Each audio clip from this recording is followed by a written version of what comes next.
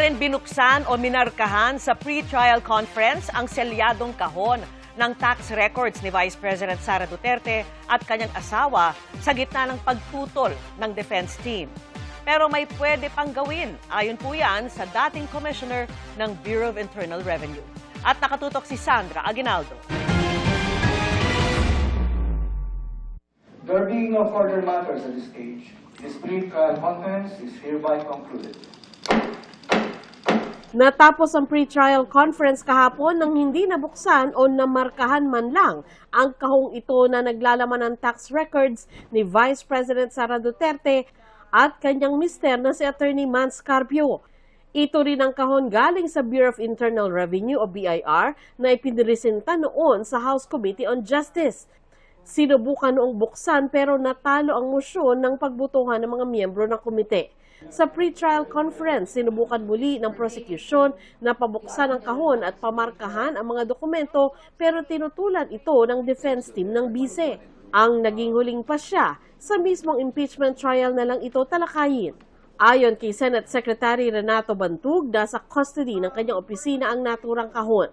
Sabi ni Senate President Sherwin Gatchalian, pwede naman daw magmarka ng ebidensya kahit gumugulong na ang trial na magsisimula sa July 6. Hindi naman yan magkakaroon ng delay dahil hindi naman kung magkakaroon ng pasya ang impeachment court ay doon na rin imamark yan.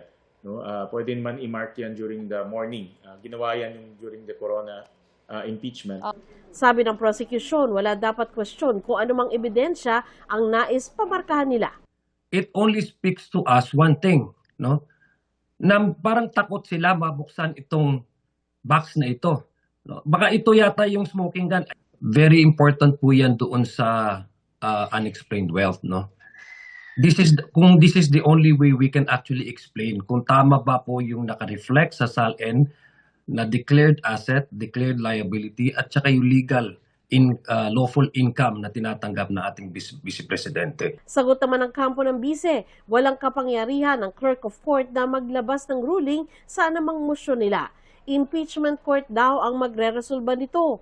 Nararapat din daw na mabigyan sila ng pagkakataong sumagot sa manifestation ng prosecution. Bagay na isusumiti nila sa araw na ito.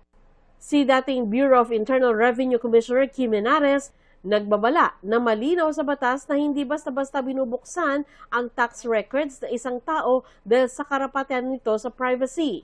Dahil naisumiti na raw ito sa impeachment court, may paraan daw para mabuksan ito. If you want to disclose it, BIR have to ask for permission from the President of the Philippines.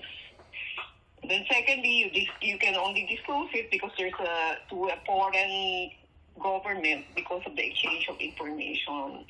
So in this instance, all you have to do is ask permission from the President.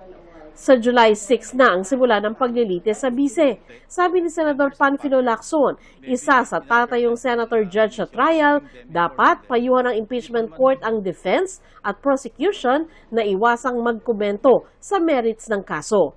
Hirit ng senador, nagsimula na raw kasi ang anyay trial, hindi sa korte, kundi para makuha ang loob ng publiko.